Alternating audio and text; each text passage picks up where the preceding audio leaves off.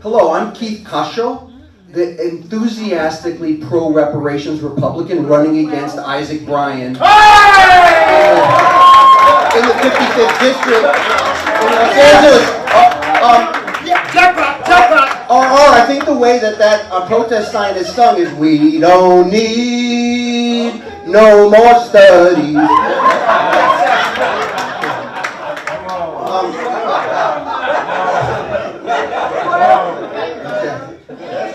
And Tiffany, I think we are living in historic times. I really mean that. And the 55th is the most historic black district in California.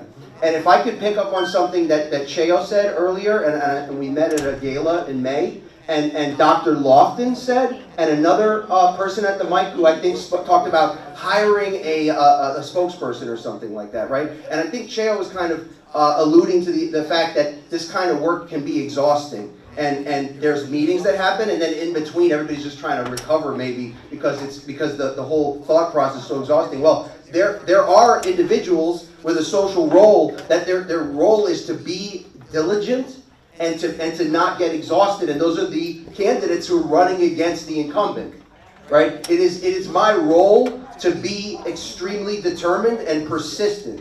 And I think folks that have been watching my campaign have noticed that I'm pretty persistent. This is my 10th reparations-related meeting that I've been at since August 31st. I did 45 minutes on Lonzo Williams' podcast, Hub City Chronicles, where I explained my pro-reparations position. I did a short spot, 4 minutes, with Dr. Truthbey, who I believe is here in the Center for Black Power in Leimert Park. And you know what I would say is this. And Dr. Loftin was kind of talking about what I would paraphrase as being a little bit politically open-minded. Now, you've got to, carefully examine these Republican candidates, okay? I'm very different from a typical Republican candidate, so you can't necessarily generalize that way, but I hope, I've been running for this seat for 3 years now, and I've clocked in a lot of media and a lot of writing that I've done and appearances in the community. But what I would say is that where I'm from, originally Brooklyn, New York, in Chicago, Illinois, and Los Angeles, most political scientists would say we have machine politics. We have what's called the political machine. It's easily defined as dominated by one party. There's a blurring of distinction between party and government, and it's a patronage system where jobs and money are handed out for political loyalty. And basically in all of human history, you just will not tend to see accountability in a system like that. Just kind of think about it a little bit, right? If the outcome is guaranteed, why honor any promises? And so a little bit of competition can be extremely healthy for that kind of a situation. It's like a room that had no oxygen in it, and just blowing a little bit of oxygen into the room, it can shake things up a lot.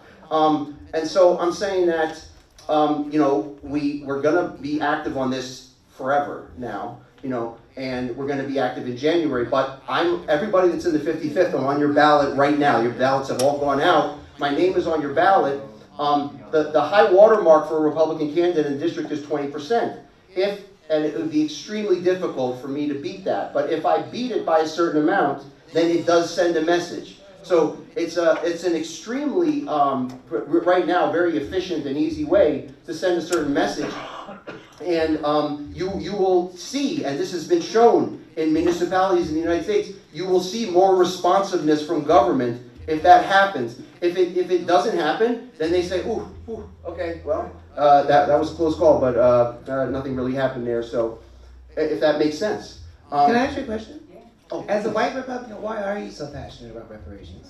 So I got here step by step. I got involved in politics 6 years ago. I'm a software engineer.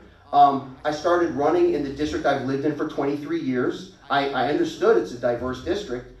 But do you really understand the politics of a district, or do you really start trying to run for it? I started to realize this is the most historic black district in California. The assembly person has been a black person for 57 years consistently. Yvonne Brathwaite Burke, Julian Dixon, Gwen Moore, Kevin Murray, Herb Weston, Karen Bass, Holly Mitchell, Sebastian Ridley Thomas, Sidney Comlodger, who's the current congresswoman, and my opponent, Isaac Bryan. Did I really understand reparations when I started running? Not really. I'd heard the term. I knew the terms FBA and ADOS. I liked those terms. I understood that something important was happening there. So I was that far intellectually. But if I could share something, there's nothing quite like running for office, especially if you spend a lot of time on the ground in all the black churches, in the synagogues, in the mosques, in the chambers of commerce, and you're going out to all the events. It's like you're an investigative reporter, and you get to have conversations with people that nobody else almost gets to have. And what I would say is that reparations is going to happen. I have discovered something about the intellectual core of the black community that's almost not understood at all. It's definitely not understood by most white people in the United States. I don't even know if it's necessarily understood by the majority of black people. There's an awareness that's there in the core that is extremely special and unique, and it's going to define history. And don't you think it's understood by white people? I think they understand very well. The word, I think the key word is complacency. If you're living in a system that basically is set up to benefit you by default, you have no curiosity. You just like, things seem all right. I'm just gonna just watch the Kardashians and just let this train just keep going, right? And I've always been an unusual, like almost a difficult, curious person. I mean, I gave my parents a lot of trouble asking questions. And so I think that anybody that's living a life where you are curious, you're going to always gravitate towards folks that have a tendency to speak truths, you know. And in the United States, it just so happens that black people tend to speak truths because of historical reasons that had no option, All the time. Okay, and so you have a tendency to listen, you know.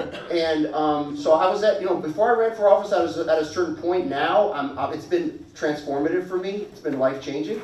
And I really think we're on the cusp. I think a lot of people who've spoken today have kind of said they felt that energy, that we are on the cusp. And so I'm just trying to play a certain type of a role, that there's an opportunity right now on the ballot that's out in everybody's mailboxes right now to sort of weigh in and send a certain message. You have a question for our panelists? Can you create a CLWC, California Legislation of White Caucus for reparations? Why not? I mean, the pledge, I gave a thumbs up to the pledge idea earlier, and I'll be at the CJEC, the candidate forum, I guess on the 19th, right? And if I am presented a pledge there, I will happily sign that. And that's a really good idea. Okay. All right, we have time for one more question. All right. Thank you. Tell us what district Isaac Bryan is in that has the highest propensity of voters so that we can go up and get those votes changed to you. Okay, so they change the lines every 10 years, but the current 55th, it goes from Lincoln Boulevard at the border of Santa Monica to Normandy, and from the northern border of Inglewood to the Beverly Center. So it's all of Culver City, Delray, Palms, Ladera Heights, Baldwin Hills, West Adams, View Park, Windsor Hills, Crenshaw, Leimert Park, Country Club Park, Chesterfield Square, Miracle Mile, Mid-City, Little Ethiopia, Pico Robertson, Beverly Wood, Beverly Grove, and Century City. You're going to talk about more about reparations to get on the road. It's the single most ethnically diverse district in all of California. It's a Black, Latino, Asian, Jewish district. Who votes the most? Who votes the most? Thank you so much. The black community votes the most. Check this out. By population, the district is 30% African American. By voter registration, it's 24%. But then when elections happen, the black vote tends to be 29%. That means other demographics are not voting, and the black community is like overwhelmingly voting, and that's a distinctive feature of the 55th. That's not even true of the 61st or the 57th. Repeat your name and your district. Right, I'm Keith Cascio, enthusiastically pro-reparations Republican candidate in the 55th against Isaac Bryan. My website is keithfor55.org. Last name is spelled Cascio. All right, sir. Thank you so much for your help. We are trying to